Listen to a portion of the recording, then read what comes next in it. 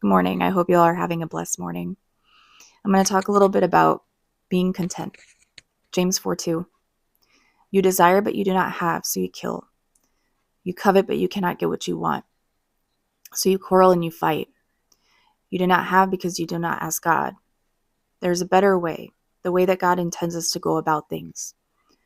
When we are in need, I know a lot of people ask about homelessness, starving, and widespread famine. And they ask, does God actually care about those people? And the answer is yes. Yes, God does care about those people. God is not responsible for the foolishness and the sin of man. Matthew 25:40.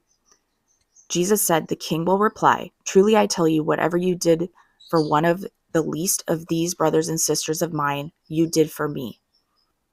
That is just one of the examples of a verse that shows that God does care about the marginalized communities, the oppressed communities, children, starving people, homelessness. It goes on and on. There's so many verses across the Bible that shows his love. Philippians 4:12. I know what it is to be in need, and I know what it is to have plenty. I have learned the secret of being content in every situation, whether well-fed or hungry, whether living in plenty or in want. What does it truly mean to be content? Being content doesn't come from what we have or what we don't have. It really comes from what's within inside of us. And that's what is Christ and what's in our spirit. Paul figured this out.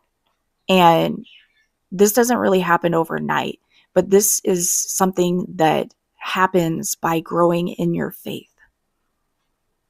And by growing in your faith, you will learn that the more faith that you have, the more content that you will be in your everyday life.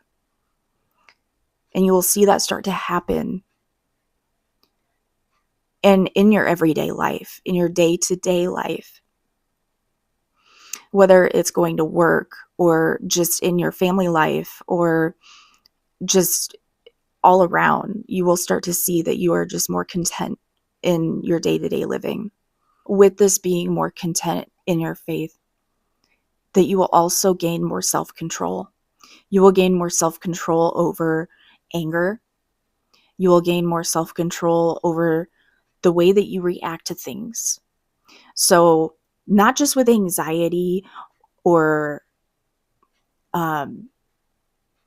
it's just the way that you react to situations. You will know that in certain circumstances, you will stop, pause, and think of how you're going to react to a certain circumstance or a certain situation. With anger, you'll notice that instead of reacting, you have more self-control of your anger and you will let it pass instead of reacting on that anger. So I wanted to make sure that I added that as well. When you grow in your faith, you will notice that will happen.